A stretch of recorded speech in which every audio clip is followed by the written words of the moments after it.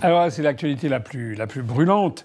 Effectivement, vous avez raison de citer ça. J'ai même encore vu bien mieux, puisque j'ai vu sur LCI que Madame Ruth Elkrief, que je pensais être une journaliste encore jusqu'à récemment, Madame Ruth Elkrief a fait une espèce d'éditorial pour expliquer aux téléspectateurs de LCI que le monde entier nous envie Macron. Je crois qu'on a dépassé maintenant la Corée du Nord. Je crois vraiment qu'en termes de cire-pompe, de cirage de pompe du grand leader, on n'a jamais vu quelque chose de pareil. Dans le monde entier ne nous envie pas. Macron, il est la risée du monde entier. Ce que je pense de la couverture journalistique est une chose, les faits en sont une autre, et je voudrais aborder les deux sujets par le même mouvement. Alors déjà, la couverture journalistique, on voit que Macron est aux abois. Et il y a eu des instructions certainement qui ont été données à tous les médias subventionnés. Je rappelle que tous ces médias touchent de l'argent. Enfin, notamment les médias papier, le journal Le Monde touche plus de 6 millions d'euros, sans compter l'aide par éventuellement USAID, etc. Donc en fait, tous ces journaux, et la presse écrite comme la presse audiovisuelle, bénéficient des largesses du pouvoir. Et ça, c'est le premier point. Le deuxième point, c'est qu'à l'évidence, il y a des instructions qui ont été données pour transformer le voyage de Macron en un succès. D'abord parce que la situation est extrêmement mauvaise en France à tous les égards, notamment en matière économique, mais en matière politique, en matière institutionnelle, en matière de la paix, enfin dans tous les domaines, c'est la catastrophe. Et donc, évidemment, en plus de ça, il y a l'affaire Candace Owens, dont personne ne parle, mais qui est dans tous les esprits et qui ronge intérieurement le régime Macron. Face à tout ça, eh bien, Macron a donné des instructions, sans doute, pour qu'on le présente comme le héros de la situation. Et d'autant plus, d'ailleurs, que j'ai fait une vidéo pour commenter le petit passage sur TikTok qu'il avait commis, vidéo qui marche d'ailleurs très très bien. Je crois que on a dû dépasser les 300 000 vues, me semble-t-il. Je crois quelque chose comme ça. Ça, c'est tout à fait considérable. Je suis d'ailleurs persuadé que M. Macron lui-même, ou en tout cas son entourage proche, regarde certaines de mes vidéos, puisque j'ai déjà noté à plusieurs reprises qu'il y avait des réactions très rapides à ce que je pouvais dire. Alors, en particulier, j'ai vu dans les médias que, alors, incroyable, TF1, 20 minutes, se sont rappelés mon existence pour débunker, paraît-il, une fake news que j'avais faite. Alors là, ça fait des années qu'il semble que je n'existe pas, mais là, d'un seul coup, ils ont pu essayer de penser me coincer. Alors ils ont dit, ça y est, on va le coincer, parce que j'avais dit que Macron avait été mal reçu à la Maison-Blanche. Ce qui, d'ailleurs, je vais y revenir dans un instant, je persiste à ce que j'ai dit, mais je signale au passage que je n'ai pas été le seul. Il y a quand même eu beaucoup de commentaires qui ont été faits là-dessus. Alors, je vais régler tout de suite cette question parce que j'ai fait deux tweets et il y en a... Le premier a été, paraît-il, débunké. Oui, Macron est arrivé à 9h du matin à la Maison-Blanche, vérification faite. Les seuls qui ont donné des informations un peu plus précises, c'est, je crois, le journal Le Monde. Macron est arrivé à 9h du matin à la Maison-Blanche, par l'entrée de service, par là où entre les femmes de ménage. Et oui, il n'y avait personne. Ils l'ont fait klaxonner. Tout ça est absolument exact. À ce moment-là est arrivée une dame vêtue de bleu qui est la chef du protocole, qui est venue en effet le chercher. Donc tout ça est parfaitement exact. Et il n'y avait personne d'autre. Sauf que on a vu apparaître quelque temps après une autre vidéo au même endroit, et cette fois-ci on voyait apparaître Donald Trump. Je me suis dit que c'est quand même assez bizarre. Qu'est-ce qui s'était passé? Donc j'ai vu qu'il y a évidemment les larbins du système, à commencer par M. Raphaël Grabli, qui a aussitôt sauté en disant voilà que je m'étais trompé, que bien entendu l'accueil de M. Macron avait été fait dignement. Ça n'est pas vrai. En réalité, Macron est venu 2 fois à la Maison-Blanche. 2 fois en une matinée. Moi, je n'ai jamais vu ça. Jamais. Ça n'existe pas dans le protocole, dans aucun pays du monde. Vous avez un chef d'État qui vient voir un chef d'État à 2 reprises au moment de la même journée. Le matin, il est arrivé à 9h du matin, semble-t-il, ou 9h30, je ne sais pas. Et au lieu d'arriver par la 1600 Pennsylvania Avenue, donc la grande porte d'entrée, porte d'honneur pour arriver à la Maison-Blanche, avec toute la majesté et la dignité qui sont dues à un chef d'État en exercice, qui rencontre un autre chef d'État en exercice, Macron est arrivé effectivement par l'entrée de service réservée au personnel de service ou au personnel ou aux fonctionnaires de la Maison-Blanche. Et semble-t-il que c'était pour participer à une téléconférence qui était organisée avec Trump et avec les dirigeants du G7 dans une salle où il y avait donc une téléconférence. Bon. Et là, personne. Il a fallu qu'il klaxonne pour qu'il y ait la chef du protocole qui vienne l'accueillir. Donc c'est totalement anormal. Je maintiens mes dires. Et donc à ce moment-là, il est allé dans cette salle où, semble-t-il, on ne sait pas très bien ce qui s'est passé.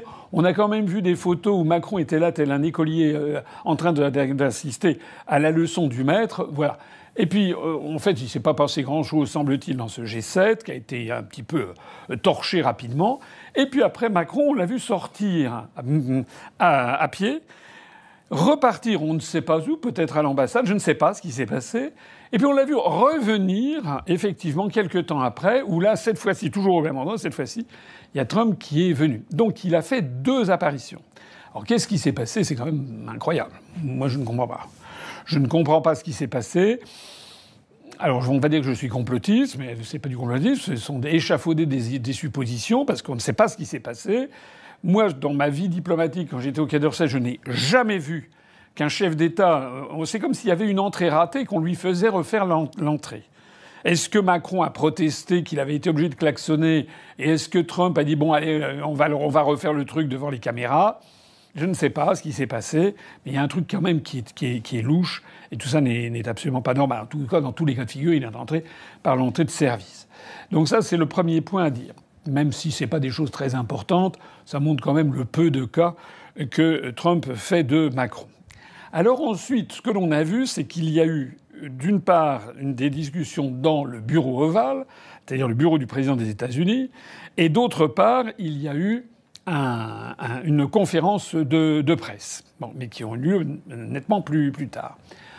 Alors, là, les médias se sont extasiés. J'ai vu qu'il paraît qu'il y a Ulysse Gosset, qui avait été correspondant à Moscou, qui était là, qui a failli tomber en pâmoison, en disant c'est là le moment précis où Macron a renversé l'opinion de Trump, etc. Vous avez Madame Ruth Elkrief qui a dit « Le monde entier nous l'envie, il est intelligent, il est brillant », citant d'ailleurs des articles de la presse américaine étant d'ailleurs, comme vous le savez, largement anti-Trump, et donc tout ce qui peut essayer de montrer qu'un représentant des mondialistes comme Macron a marqué des points, la presse américaine va sans doute essayer de le faire mousser. Mais enfin, il faut regarder tout ça d'un petit peu plus près, parce que fondamentalement, ce que j'ai compris, c'est que les Français et Macron prennent au premier degré les choses que Trump fait au deuxième degré. Dans la vie diplomatique, quand il y a des rencontres à très haut niveau, normalement, si les dossiers sont bien faits, ce qui n'est pas forcément le cas en France, mais ce qui est en tout cas le cas aux États-Unis, on a déjà eu des leaks, vous savez, des fuites sur des dossiers du secrétariat d'État américain. Il y a dans les notes qui sont transmises au président des États-Unis ou à ses ministres ou à des ministres ou secrétaires d'État, il y a des notes psychologiques sur le personnage qu'il va rencontrer. Et on l'a vu, il y avait eu des notes et des fuites qui avaient été réalisées il y a quelque temps. C'était justement, enfin il y a quelque temps, c'était il y a une quinzaine d'années, qui avaient été effectuées. Et on avait vu notamment les câbles, les télégrammes diplomatiques qu'avait envoyé l'ambassade des États-Unis à son administration centrale à Paris. Donc l'ambassade des États-Unis à Paris qui avait envoyé à son administration centrale et où il disait voilà les profils psychologiques des uns et des autres. Donc il est, je n'en suis pas sûr à 100%, mais disons à 95%, il est à 95% probable que dans les dossiers transmis à Trump, sur ses rencontres avec Macron, il y a une page d'analyse psychologique de Macron. Voilà. Et de comment faire pour se traiter avec Macron. Et de toute façon, s'il n'y a pas, bon, Trump, il n'est pas bête, il a bien compris à qui il avait affaire. Il a compris quoi? Il a compris que Macron est un homme complètement insécure et vaniteux. Voilà, ça c'est très important. Et donc il a compris qu'on peut, c'est d'ailleurs souvent le reproche que l'on fait aux Français, les Français sont considérés dans le monde entier comme de mauvais négociateurs, comme des négociateurs qui sont assez facilement manipulables et malléables. C'est un des traits de nos caractéristiques. Vous savez que la France a la réputation d'être le coq gaulois qui fait cocorico avec les pattes dans le tas de fumier. Mais ça, c'est depuis des siècles. C'est vrai que l'analogie vient de Gallium, la Gaule, qui veut dire le coq aussi en gaulois. Mais c'est quand même assez bien trouvé, et c'est vraiment comme ça que nous voient beaucoup de pays du monde. Ils considèrent que les Français, c'est un peu comme des Italiens ou comme certains Espagnols, etc., des peuples un peu latins. C'est-à-dire que c'est tout dans la gueule, tout dans les déclarations comme ça, les rodomontades.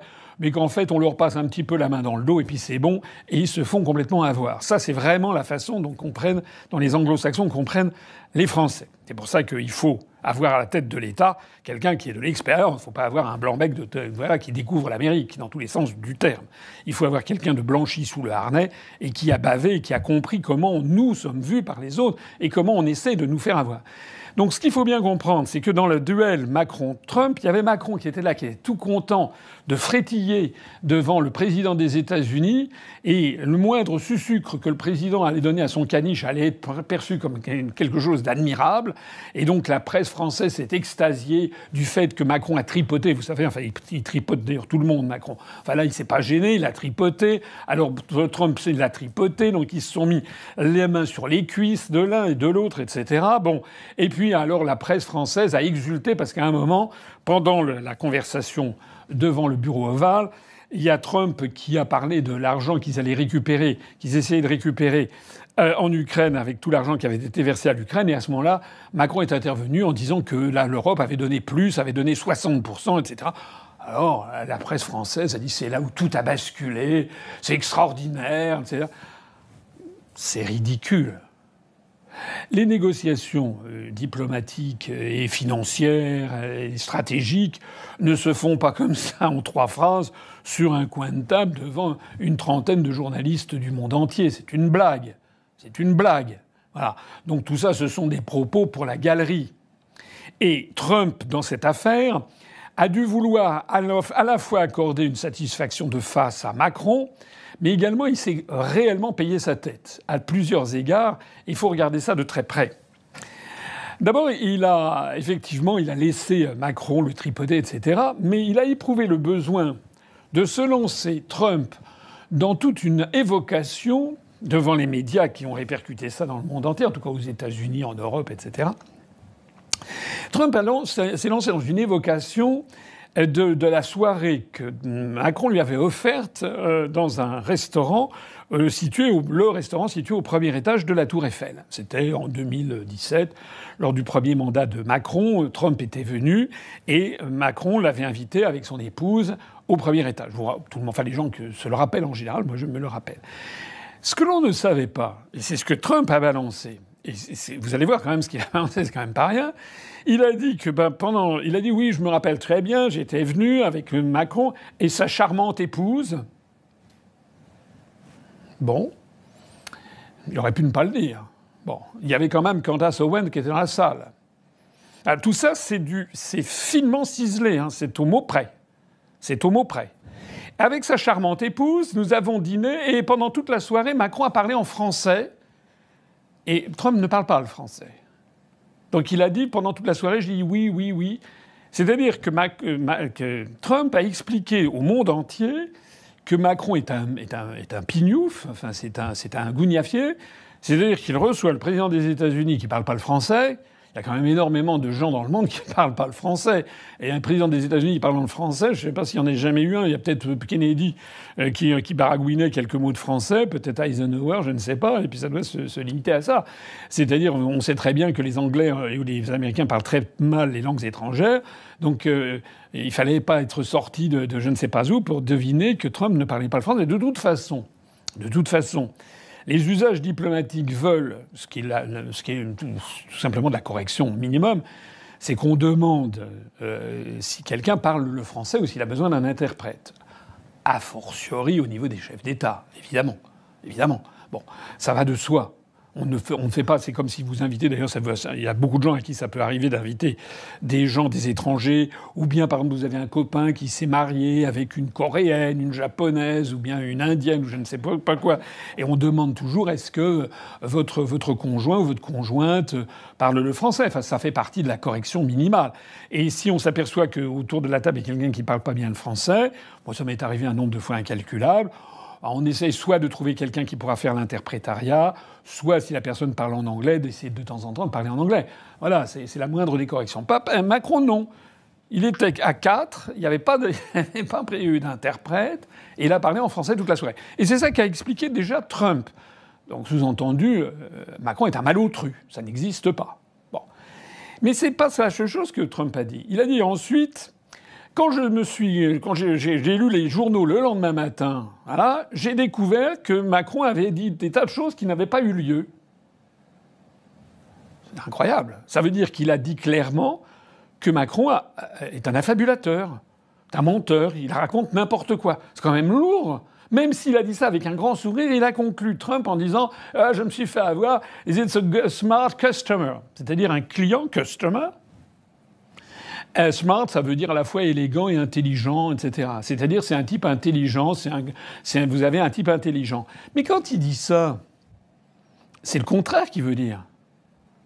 Parce que si quelqu'un est intelligent, on ne dit pas c'est un homme intelligent. On le sait, on le respecte. S'il dit ça, c'est qu'il sait que ça va faire plaisir à Macron, qui est un vaniteux, il faut absolument lui faire croire qu'il est intelligent, alors qu'en fait l'attitude de Macron, ça a été quoi le résultat ?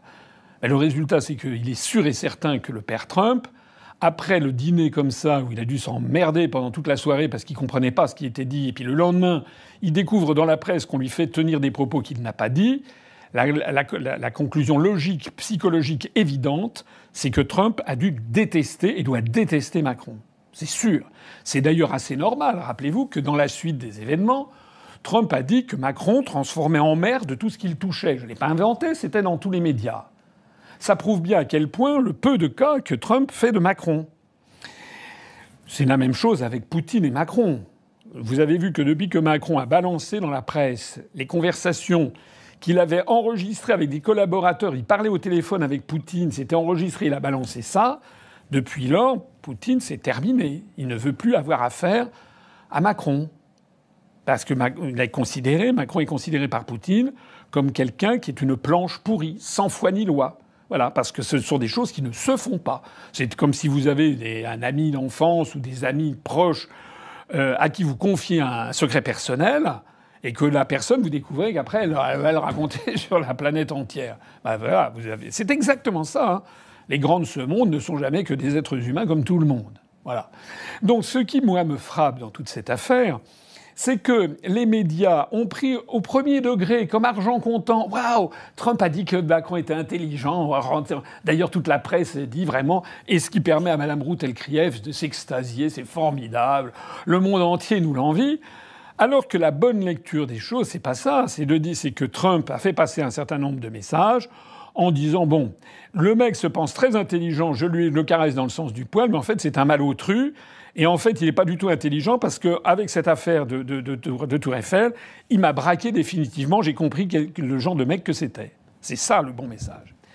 Et ce que je dis est tellement vrai que, contrairement à ce que dit la presse, Macron n'a absolument pas fait changer d'opinion Trump. C'est l'inverse qui est vrai. Il n'y a qu'un témoignage dans la presse que j'ai lu, j'ai pas lu toute la presse. Il y a un témoignage, il y a un article qui est le moins mauvais que j'ai lu, c'est du journal Le Monde, justement, et qui a été fait justement sur... Ils ont titré ça « Un dialogue de sourds », ce qui est gentil. Et où ils ont montré qu'en fait, Macron n'a rien obtenu du tout. C'est même pire. C'est que pendant que Macron faisait ses rodomontades et que Trump disait « Il est intelligent, votre type », au même moment, à l'ONU, il y avait une résolution à l'Assemblée générale des Nations unies qui avait été présentée par les Européens et l'Ukraine, qui dénonçait l'agression russe contre l'Ukraine et qui demandait la paix, etc. Et cette résolution, la même, avait été présentée, je crois, en 2023 ou 2024. Je crois que c'est en 2023, le même genre de résolution. À l'époque, il y avait eu 146 États sur les 193 États membres des Nations unies, 146 qui avaient voté pour cette résolution, dont d'ailleurs les États-Unis d'Amérique. Et il y avait eu, je crois, quelque chose comme 5 contre cette résolution, dont la Russie, bien sûr, et il y avait eu, je ne sais plus, quelque chose comme une soixantaine d'abstentions. Alors que là, celle qui a été votée à l'Assemblée générale, on est passé de 146 pour à 93, c'est-à-dire en dessous de 50%. La résolution à l'Assemblée générale qui condamnait la Russie a fait moins de 50% des... Ils sont passés de 146 à 93. Hein. C'est très très important. Une perte de 53 États. C'est-à-dire il y a plus d'un tiers des États qui avaient voté pour qui n'a pas voté. Le nombre d'abstentions est passé de 65, je crois, je sais plus ce que j'ai dit. Enfin, c'est aux alentours de 65. En revanche, le nombre de gens, d'États qui ont voté contre la résolution, eh bien, il passait de 5 à 18, dont d'ailleurs les États-Unis d'Amérique, mais aussi, parce qu'il ne faut pas les oublier, il y a des États, il y a un État, la Hongrie, on n'en parle pas beaucoup, c'est quand même un État membre de l'Union européenne qui a voté contre, ce qui prouve que l'Union européenne n'est pas du tout unie sur cette question. Et il y a un État dont alors là, les médias ne parlent absolument jamais, c'est assez curieux, mais c'est quand même un État assez important dans le monde, en tout cas dans les questions diplomatiques, c'est l'État d'Israël. Donc en fait, dans les médias français, on accable les pays qui ont voté contre. Ils disent oui, les États-Unis ont voté comme la Corée du Nord ou la Russie, regardez avec des affreux jojo, mais ils omettent de dire que l'État d'Israël et la Hongrie ont voté comme les États-Unis, ont voté contre, de même d'ailleurs que le Sénégal, le Mali et un certain nombre de pays d'Afrique francophone qui nous ont tourné le dos. On est donc passé de 5 à 18 pays. Donc ça, c'était la première gifle pour Macron. Parce que même si la résolution a été adoptée à une minorité de 48% des États, il y avait quand même, ça a témoigné d'un effondrement du soutien à la position ukrainienne. Mais il y a eu pire encore. C'est qu'au même moment, enfin quelques heures après, les États-Unis d'Amérique ont présenté devant le Conseil de sécurité des Nations unies, donc c'est cette instance suprême, l'Assemblée générale, les résolutions ne sont pas contraignantes. Donc finalement, le vote, c'est un vote un peu de la popularité, si l'on peut dire. La popularité de l'Ukraine est encore majoritaire, relative, c'est pas la majorité absolue, mais relativement majoritaire, mais elle est en effondrement, elle a perdu un tiers de ses soutiens. La popularité de la Russie est en forte croissance, mais ça, ce sont les résolutions de l'Assemblée générale qui ne sont pas majoritaires. En revanche, au Conseil de sécurité, les décisions, les votes au Conseil de sécurité ont force de loi au regard du droit international. Or, les États-Unis d'Amérique, quelques heures après, ont présenté une résolution qui demandait l'arrêt des hostilités en Ukraine, la fin des hostilités au plus vite, etc. Il fallait rétablir la paix. Et cette résolution minimaliste, en fait, correspondait exactement au discours de Trump. Il faut faire la paix le plus vite possible, il y en a assez de la guerre. Et cette résolution ne dénonçait en aucun cas l'agression russe. Il n'était pas du tout question de l'agression russe. Alors évidemment, les pays européens ont considéré que c'était scandaleux, puisque eux, ils avaient réussi à faire voter par une majorité relative la résolution à l'Assemblée générale. Et donc les Européens présents au Conseil de sécurité, il y a deux Européens qui sont comment dirais-je, toujours au Conseil de sécurité, qui sont membres permanents, c'est le Royaume-Uni qui n'est plus dans l'Union européenne et la France. Et tous les 2 ans, les membres des Nations Unies, du Conseil de sécurité qui ne sont pas permanents changent tous les 2 ans. Et parmi ceux qui ne sont pas qui sont pour 2 ans, il y a la Grèce, le Danemark et je ne sais plus quoi. Il y avait 2 autres États européens. Donc, les États-Unis ont proposé cette résolution. Et alors, c'est quand même une conflagration diplomatique, évidemment, pour le grand public. C'est des choses qui paraissent byzantines, assez compliquées. Je le comprends très bien. Mais dans le petit monde des diplomates du monde entier, des 193 États membres des Nations Unies, eh bien, l'Ukraine et l'Union européenne se sont pris une gifle majeure, puisque cette résolution présentée par les États-Unis, qui demande la fin des hostilités au plus vite en Ukraine, et qui ne condamne absolument pas la Russie, il n'est pas du tout question d'agression russe, cette résolution a été adoptée. C'est-à-dire que la Russie a voté pour, les États-Unis ont voté pour, et 2 tiers du Conseil de sécurité a voté pour, la Chine a voté pour, qui est membre permanent aussi avec droit de veto. Mais l'humiliation la plus délicieuse, si l'on peut dire, pour ce monde de diplomates, c'est que ni le Royaume-Uni, ni la France n'ont voté contre. Parce que si la France ou le Royaume-Uni avaient voté contre, ça aurait signifié qu'ils utilisaient leur droit de veto et qu'ils empêchaient la résolution de passer. Normalement, c'est ce qu'ils auraient dû faire, puisqu'ils s'étaient battus bec et ongle pour mentionner l'agression russe dans la résolution à l'Assemblée générale. Mais ils ne l'ont pas fait. Ils ne l'ont pas fait pour toute une série de raisons, parce que, en fait, le problème du Royaume-Uni et de la France, c'est qu'ils savent que leur position comme membre permanent au Conseil de sécurité est fragilisée. C'est plutôt un legs de l'histoire. La France, avec 67 millions d'habitants, avec une économie en débandade, une dette exponentielle, un dingue à la tête du pays qui est en train de saboter toutes nos relations internationales et une armée qui est réduite à quilla, eh ben, il est bien évident que la France a peu de raisons de rester membre permanent au Conseil de sécurité, alors que vous avez des géants, des colosses comme l'Inde, le Brésil, le Nigeria, l'Indonésie, etc., le Japon, qui veulent être membres permanents et qui ne le sont pas. Le résultat, c'est que ni le Royaume-Uni, qui est un peu dans la même situation que la France, ni la France, eh bien, n'osent trop utiliser cette faculté de droit de veto. Ils n'en l'ont pas utilisée depuis 1989, c'est-à-dire depuis 36 ans. C'est quasiment un droit de veto en espèce de tomber en désuétude. Ils ne l'utilisent que si c'est pour voter avec les États-Unis. Mais à soi seul, ils n'osent pas le faire. Ça veut donc dire quoi, mon propos? Je ne sais pas si vous m'avez suivi. C'est un petit peu, c'est le raffinement diplomatique. Bon, ça veut dire quand même quelque chose de très important. Ça veut dire que le Royaume-Uni et la France, et Macron en particulier, a été obligé d'avaler son chapeau. La France n'a même pas osé voter contre la résolution conjointe américano-russe. Dans le monde entier, maintenant c'est terminé. Tout le monde sait que la France a baissé culotte. Hein. C'est-à-dire que cette pauvre Ruth El-Krief ou Ulysse Gosset, le monde entier nous l'envie. Non, pas du tout. Toutes les chancelleries, tous les chefs d'État, tous les chefs de gouvernement du monde savent Macron, c'est zéro. Il a rien. Au moment du vote suprême au Conseil de sécurité où la France avait un droit de veto, il ne l'a pas utilisé. Donc terminé. Ça, c'est les Russes et les Américains qui gèrent le truc. C'est eux qui décident de tout. Voilà.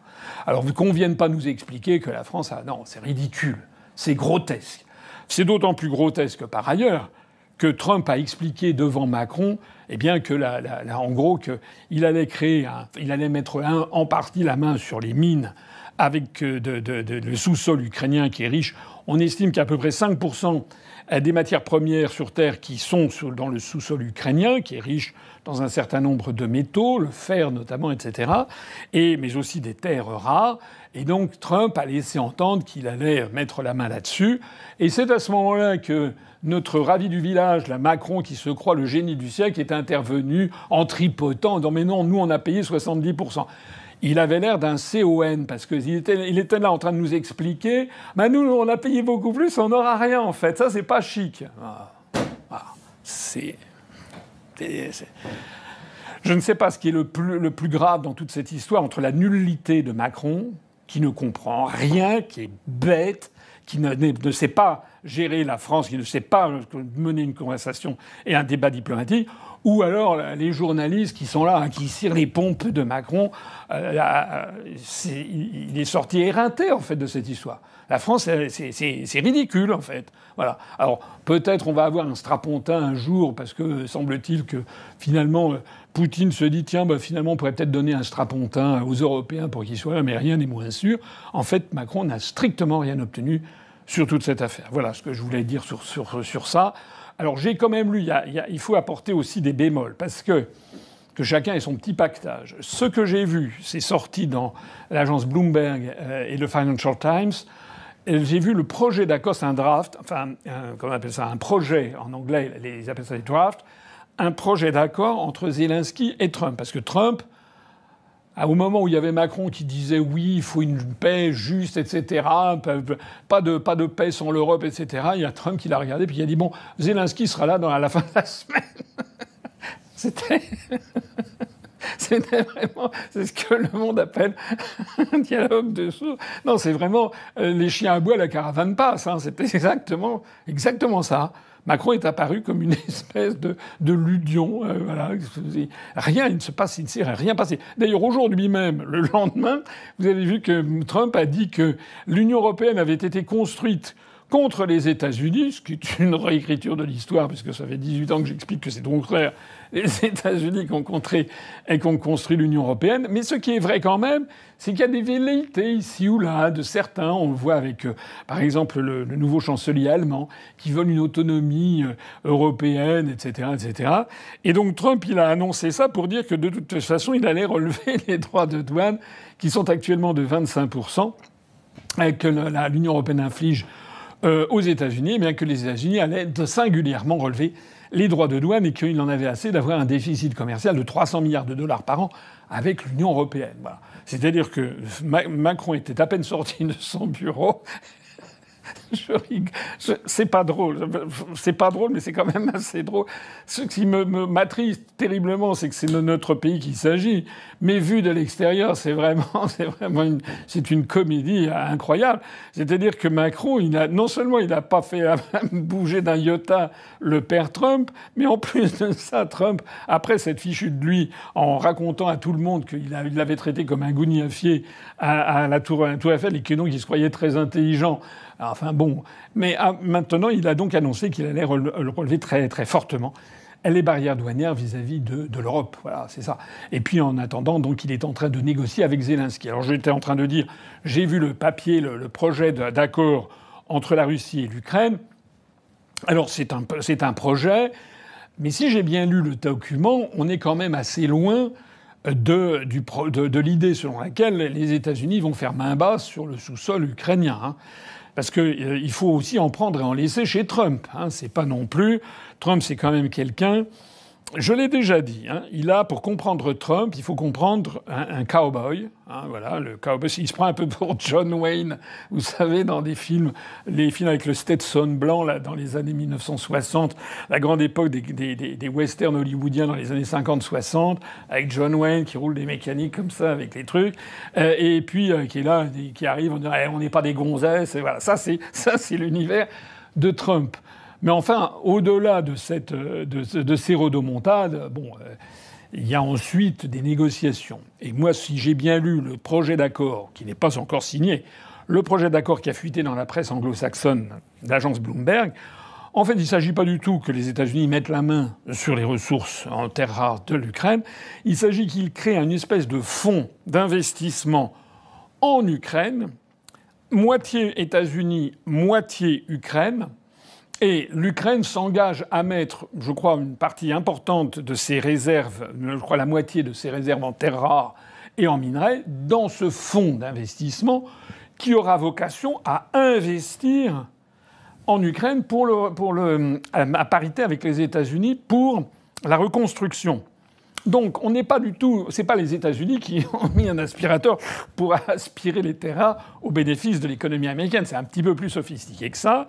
C'est une espèce de truc style un peu plan Marshall cofinancé, mais c'est quand même évidemment avantageux pour les États-Unis parce que ça veut dire que l'Ukraine va consacrer une part très importante de ses ressources en matières premières, en minerais, etc., ou en terres rares, pour investir ça, pour que ces ressources irriguent ce fonds d'investissement conjoint avec les États-Unis, ayant vocation à la reconstruction. Mais comme ce fonds est un fonds conjoint avec les États-Unis, où les États-Unis mettent de l'argent, il y a fort à parier, 95% de probabilité que l'écrasante majorité des contrats qui seront passés de reconstruction le seront au bénéfice d'entreprises américaines. C'est donc de ce point de vue-là, tel que je comprends les choses, mais ça va peut-être encore évoluer, c'est de ce point de vue-là que l'on peut considérer sans doute qu'une partie des terres qui appartiennent à l'Ukraine va servir en fait à financer le big business américain. Voilà, c'est comme ça que je vois les choses. Mais on n'est pas exactement dans le projet, dans le hold-up pur et simple. Quant aux Européens là-dedans, voilà. Alors il y a évidemment un sujet qui est important là-dedans aussi, c'est l'Europe. L'Europe, j'ai fait une vidéo là-dedans qui montre que Macron a montré l'inexistence, en fait, de l'Europe. En tout cas, l'absence de pertinence du contexte européen. Puisque, oui, c'est ça, c'est le texte de ma vidéo, c'est la supercherie. Allez le voir, c'est, je crois, ma vidéo sur la supercherie qui a dépassé les 320 000 vues ce soir, que j'ai faite il y a quelques jours. Parce qu'en fait... j'ai déjà cité, vous savez, j'aime bien les citations, c'est une citation que j'ai déjà faite plusieurs fois, je me permets de vous la remettre parce que ça finit par rentrer dans les têtes. Je fais un petit peu de la formation professionnelle. Cette citation du chancelier allemand Bismarck, celui qui a fait l'unification allemande en 1870, qui a fait proclamer le Second Reich allemand en 1871, en janvier 1871, dans la Galerie des Glaces à Paris, enfin à Versailles, pour bien humilier les Français, après la défaite de Sedan. Le chancelier d'Allemagne, Bismarck, avait cette formule qui est restée célèbre. En allemand, c'était « Wer von Europa spricht, hat Unrecht ». Ce qui veut dire « qui parle d'Europe ment, ou se trompe, ou a tort ». C'est génial. C'est-à-dire que Bismarck disait, à chaque fois que quelqu'un commence à parler de l'Europe, il se trompe. Parce que c'est un concept qui est faux. C'est tout et rien, l'Europe, en fait. Eh bien, Macron est en train de le prouver. Quand il dit qu'il s'est proclamé... Allez voir mon truc sur ma vidéo sur la supercherie européenne. Macron a voulu être à la tête d'un conglomérat d'États où il y avait le Royaume-Uni. Il me semble quand même avoir appris que le Royaume-Uni était sorti de l'Union européenne. Il me semble que le même Macron nous avait expliqué en 2017-2020 que si jamais le Royaume-Uni sortait de l'Union européenne, le Royaume-Uni allait basculer dans l'espace-temps et on disparaîtrait sous les flots. En tout cas, il avait dit qu'il y aurait au moins 300 000 personnes de la City londonienne qui viendraient. Il avait dit on mettra le tapis rouge, etc. Il y avait même, je crois, tel ou tel journal du Nord, Nord-Éclair, ou peut-être pas Nord-Éclair, ou La Voix du Nord, ou je sais pas quoi, qui avait fait une pleine page avec un tapis rouge. Bienvenue, welcome in France, etc. pour les investisseurs. Il n'y en a pas eu 2 qui sont venus. En fait, et Londres est toujours la plus grande place financière en Europe. Voilà. Donc, Macron nous avait expliqué que le Royaume-Uni, en dehors de l'Union européenne, ça serait la catastrophe. Maintenant, il se raccroche au Royaume-Uni, il se raccroche à Keir Starmer. En revanche, dans l'Europe de Macron, il n'y a pas Viktor Orban, le Hongrois, qui a dit que Scholz et lui, Macron, étaient en fait des frustrés parce qu'ils voulaient maintenir la guerre. Ben, voilà. Ils ne voulaient pas de la paix. Voilà. Donc, tout ça pour dire... On n'a pas encore tout vu. On va voir les événements qui vont suivre maintenant cette opération. Mais il faut absolument retenir de tout ça que la réaction des médias français à cet épisode de Macron à Washington, elle est très grave en fait. Parce que, à l'exception du journal Le Monde qui a fait un article assez juste quand même, qui a montré qu'en fait ça avait été un dialogue de sourds. Ils sont pas allés jusqu'au bout. Parce qu'un dialogue de sourds entre un éléphant et une puce, le dialogue de sourds n'est pas exactement égal. Hein. Il vaut mieux être l'éléphant sourd que la puce sourde pour se battre avec l'éléphant. Mais donc, en tout cas, ils ont quand même montré qu'il n'y avait eu absolument aucun accord. Et puis que par ailleurs, ce qui s'est passé aux Nations Unies, ça a été une gifle pour Macron terrible. Et la suite des événements. Voilà ce qu'on apprend aujourd'hui au sujet des droits de douane des États-Unis. Alors voilà, au total, on attend la suite des événements. Moi, je trouve quand même, quand je lis le projet d'accord Trump-Zelensky, qu'on est quand même loin des rodomontades de Trump. Et puis, Trump commence à prendre des positions un peu chèvre-chou. Voilà. C'est un peu flou, en définitive. D'ailleurs, il y a quelques signaux qui ne sont pas hyper extraordinaires venant des États-Unis. On a l'impression que c'est un petit peu brouillon. Voilà. Il y a eu l'épisode de Musk qui a lancé comme ça une lettre à tous les fonctionnaires d'État de dire qu'il fallait qu'avant vendredi, ils répondent avec des bullet points, comme on dit en américain, c'est-à-dire avec des points, les 5 tâches qu'ils font dans leur boulot. Bon, c'est un peu délirant quand même.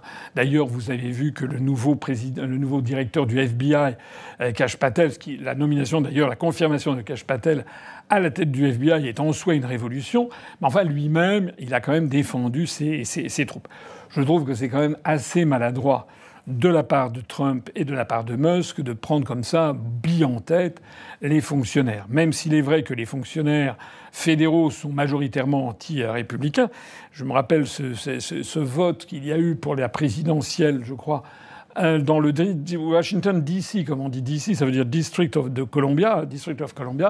C'est le périmètre de la capitale fédérale qui n'appartient à aucun État. Vous avez les 50 États des États-Unis, mais la capitale fédérale, c'est un territoire un peu séparé du reste qu'on appelle le district de Columbia. Dans Washington, D.C., il y a eu, je crois que Mme Hillary Clinton a fait quelque chose comme 90% des suffrages. Ça prouve qu'effectivement, Trump, comme je le disais tout à l'heure, le John Wayne comme ça sortant de l'Oklahoma ou de l'Arkansas en roulant des mécaniques, c'est pas exactement le profil sociologique des fonctionnaires fédéraux. Et le problème qu'il y a, c'est que ça fait quand même du monde. C'est pas forcément très très habile de se mettre à dos quand même des centaines de milliers de fonctionnaires. Enfin, c'est mon point de vue. Bon, cela étant, ça confirme un point, c'est que le nouveau pouvoir à Washington est un pouvoir qui est véritablement révolutionnaire. C'est vraiment quelque chose qui n'était pas prévu. C'est pas pour rien qu'il a eu 3 tentatives d'assassinat, Trump. Et ça prouve aussi que dans toutes les révolutions, c'est comme ça, dans tous les phénomènes révolutionnaires, il y a toujours des côtés un petit peu brouillons qui l'emportent. Tout simplement parce que ce sont des gens qui arrivent, qui ont été sevrés du pouvoir pendant des années, qui parfois même n'y ont jamais eu accès et qui se livrent parfois à des à des excès, à des décisions à l'emporte-pièce dignes d'un café du commerce. Puis après, ils sont obligés de me faire un peu machine arrière parce qu'ils se heurtent au réel. Or, le réel, on a affaire à des êtres humains qui ont chacun leurs intérêts, etc. Et si on veut s'acquérir le soutien massif d'une population, c'est pas forcément en prenant des mesures telles que celles que Trump et Musk ont prises, en lançant des trucs contre tous les fonctionnaires qui vont y arriver, parce que ça fait quand même du monde. Et puis c'est un petit peu enfantin.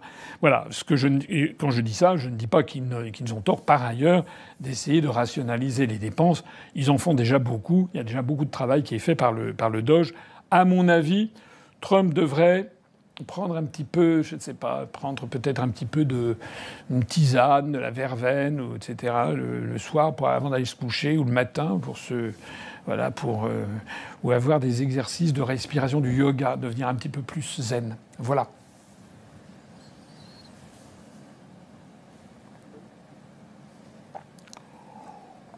Une question du chat de André Poisson. Président, votre réaction sur l'arrestation de Georgescu en Roumanie? Merci. Alors là, on change complètement de sujet. Oui, j'ai vu ça. Donc, c'est Călin Georgescu, donc, qui est le candidat dit d'extrême droite dans les médias, d'extrême droite parce qu'il veut sortir de l'OTAN, il veut pas faire la guerre. C'est assez extraordinaire. Hein. On est dans un monde. C'est comme j'ai vu, c'est M. Darius Rochebin. Il paraît-il est journaliste. Il paraît qu'il est journaliste politique. Enfin, depuis qu'il est journaliste politique, il ne m'a jamais rencontré, il n'a jamais cherché à me voir ni à m'inviter. Je ne dis pas que je suis au centre des opérations. Enfin, quand même, notre chaîne de télévision qui va franchir celle-ci même, les 108 millions de vues cumulées, il n'y a pas de parti politique qui a une chaîne où il y a plus de vues. J'ai bien dit de parti politique, parce que M. Mélenchon, il a sa chaîne personnelle, par exemple, qui a plus de vues, je crois, ou plus d'abonnés. Mais la France Insoumise, par exemple, en a moins. Je parle même pas du Rassemblement national, etc. Ou Horizon.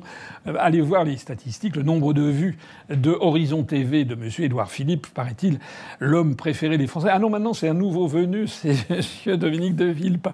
Mais donc voilà, M. Darius Rochebin ne connaît pas l'existence de l'UPR ni de moi-même. Je m'en passe finalement très bien en définitive.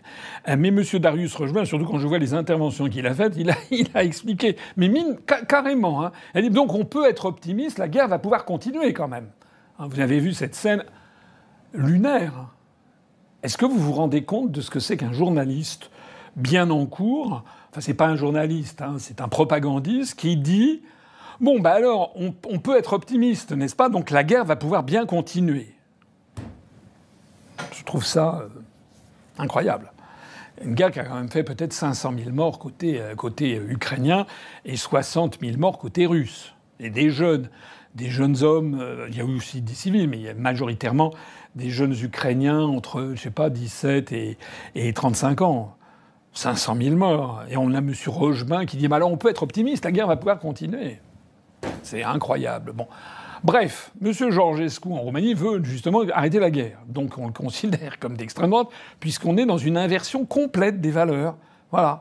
M. Georgescu ne fait pas mystère de vouloir éventuellement faire sortir la Roumanie de l'Union européenne et de l'OTAN. Et donc, voilà, il n'en faut pas plus. Vous savez ce qui s'est passé en novembre de l'année dernière. Il est arrivé premier à l'élection présidentielle avec quelque chose comme 22% des suffrages, à la surprise générale, puisque les sondages truqués le donnaient à 1 ou 2%. Et donc, les gens, voilà, l'Europe a dit c'est pas possible. Et donc, George Soros s'est fait représenter par son fils Alexander Soros, qui s'est pointé à Bucarest. Et 6 heures après son arrivée, la Cour suprême, on a appris depuis lors qu'il y a plusieurs juges de la Cour suprême. J'ai fait un tweet d'ailleurs là-dessus sur mon compte Twitter avec les noms nominatifs. Il y a au moins 3 personnes de la Cour suprême qui ont été des employés de George Soros. C'est incroyable. Hein, c'est vraiment incroyable à quel point l'Open Society de George Soros a gangréné entre ça et puis Klaus Schwab du World Economic Forum, plus des associations style Young French American Foundation, Italian American Foundation, etc. Plus des trucs du style le Conseil Atlantic Council, dont est issu quelqu'un comme notre ministre Benjamin Haddad. Enfin, notre ministre, il n'est pas tellement ministre français, hein, mais Benjamin Haddad est plutôt ministre américain. Il est le représentant. Quand je dis américain, d'ailleurs, c'est plus Trump dont je parle, c'est plus le gouvernement, je parle de l'État profond américain. Donc ils ont gangrené la Roumanie. Et donc ce Georgescu, vous savez, il a fallu trouver absolument des raisons pour annuler l'élection. Donc on lui a reproché d'avoir fait sa pub sur TikTok. Le type ne pouvait pas passer dans les médias on lui reprochait d'être sur TikTok. C'est un petit peu comme si moi j'avais fait des résultats très importants aux élections et qu'on me disait regardez, il a une chaîne sur YouTube. Mais tout le monde peut avoir une chaîne sur YouTube. Tout le monde peut s'exprimer sur TikTok. Le problème qu'il y avait en Roumanie, c'est qu'il a intéressé beaucoup de gens sur TikTok. C'est ça qui s'est passé. Il a fallu donc trouver. Alors la France a pondu un rapport, le rapport Viginum, édité par je ne sais pas trop qui, je ne sais pas quel cabinet de conseil, et monsieur, je crois que c'est Jean-Noël Barrot, notre ministre des Affaires étrangères, s'est rendu avec le rapport du Viginum sous le bras et l'a montré aux dirigeants roumains, ou du moins à ce qu'il en reste, puisque vous savez que le président a démissionné et qu'actuellement c'est donc un intérimaire. Et donc voilà, alors là ils ont arrêté Georgescu parce que le problème c'est qu'il va y avoir les élections au mois de mai. Et dans les jours qui viennent, il faut déposer sa candidature à l'élection présidentielle. Et donc la manœuvre actuellement en cours en Roumanie, c'est de l'empêcher, Georgescu, d'être candidat. Entre-temps, le fait que l'élection ait été interrompue, ait été annulée d'une façon totalement dictatoriale et discrétionnaire, le fait donc que ceci a été perçu par le peuple roumain comme un déni de démocratie, c'est ce qui est le cas d'ailleurs, et donc du coup ça vaut un regain de popularité extraordinaire à Georgescu. Certains sondages lui donnaient jusqu'à 45-48% au premier tour. Donc maintenant, on est passé dans une phase 2. Il a été arrêté et on lui a fait des reproches d'avoir, pas bien déclaré son patrimoine, d'avoir mal déclaré ses revenus, d'avoir eu des ressources pour mener sa campagne, des ressources financières qui étaient illégales, etc., etc., etc. Voilà. Alors on en est là. Donc lui, il proteste de sa bonne foi. Bon, moi, ce que je vois, c'est qu'en 2017, on a eu un candidat qui s'appelait M. Macron, que personne n'avait jamais vu ou à peu près, qui a eu droit à tous les médias, toutes les télés, toutes les radios, ce qui en soi, en apport financier implicite, vaut des fortunes. Hein, je rappelle que le 30 secondes de publicité avant ou juste après le TF1 20h, ça peut atteindre plusieurs centaines de milliers d'euros. Hein. Je crois qu'un passage devant ou après une Coupe du Monde de foot, je me demande si c'est pas 800 000 euros pour les 30 secondes quand il va y avoir un match de foot de la Coupe du Monde. Ça, c'est le maximum. Mais c'est plusieurs dizaines de milliers d'euros pour 30 secondes. Alors vous imaginez quelqu'un qui passe à jet continu sur Europe 1, c'est l'équivalent, ce sont des dons virtuels en fait, qui se chiffrent en dizaines de milliers d'euros. C'est d'ailleurs une des choses que j'avais demandé à la Commission nationale des comptes de campagne, c'est que en France, par exemple, il faut montrer patte blanche, il faut montrer quand on a fait une réunion publique, ils nous ont demandé d'avoir quasiment les photos. Madame Gargasso, notre trésorière, avec un zèle admirable et une abnégation qui ne l'est pas moindre, a pris en photo, a montré, a donné la liste des cacahuètes que l'on avait achetées, etc. C'est incroyable. Parce que la misère qu'on nous fait à nous, à la CNCCFP. Mais rappelez-vous que, par exemple, comment s'appelle-t-il, Sarkozy, lui, il avait fait 2 fois le plafond maximum de dépenses, qui, je crois, était aux alentours de 10 millions d'euros. Donc lui, comme un grand, il avait dépensé 20 millions d'euros. Bon, ça, c'est mal terminé. Il a ensuite été condamné, mais enfin, pas à grand-chose. Mais voilà, c'est un peu la même chose. Donc moi, je ne sais pas quelles sont les finances de M. Georgescu. Enfin, il y a un proverbe que l'on trouve dans les fables de La Fontaine, hein, c'est que voilà, qui veut noyer son chien l'accuse de la rage. Voilà, c'est exactement ce qui est en train de se produire. Alors c'est grave, c'est très très grave, c'est très très grave parce que ça signifie que on est devant un retour en arrière phénoménal. On se retrouve dans la Roumanie des années 50. C'est ce qu'a dit d'ailleurs, je crois, Georgescu quand il est sorti de garde à vue. Et moi, je crains malheureusement qu'il ne puisse pas être candidat à la présidentielle. Et si c'est le cas, ça va aggraver la tension, parce que les Roumains ne sont pas des enfants de cœur. Enfin, il y a des enfants de cœur en Roumanie. Je sais qu'il ne faut pas parler en généralité. Enfin bon, le peuple roumain, c'est quand même pas un peuple qui a une réputation de passivité. Voilà. Alors, la façon expéditive dont ils ont envoyé le couple Ceausescu ad patres, comme on dit, comment ils les ont liquidés sous les caméras, rappelez-vous, à un moment de l'affaire de Timișoara, montre que c'est quand même un peuple qui ne donne pas forcément dans la dentelle et qui peut s'énerver. Donc je ne sais pas où va la Roumanie, mais la situation, à mon avis, est grave en Roumanie. Elle mérite en tout cas tout notre soutien. Il y a quand même quelque chose de favorable pour Georgescu, c'est quand même que les États-Unis d'Amérique se sont emparés de son cas. On l'a vu lorsque le vice-président Vance, lors de son discours spectaculaire à Munich, a justement attiré l'attention du monde entier sur l'affaire roumaine, et en dénonçant, sans citer son nom, mais il a dénoncé implicitement l'inénarrable Thierry Breton, cette espèce d'escroc de la République qui a planté toutes les entreprises où il est passé, qui n'a plus aucun mandat, qu'on continue d'inviter largement d'ailleurs dans les médias, alors qu'il ne représente rien que d'autre que la bêtise et la corruption. Eh bien, monsieur le vice-président des États-Unis s'en est directement pris à lui en disant qu'il était inimaginable depuis les États-Unis qu'un commissaire européen se félicite d'avoir arrêté les élections en Roumanie et se propose de faire la même chose en Allemagne.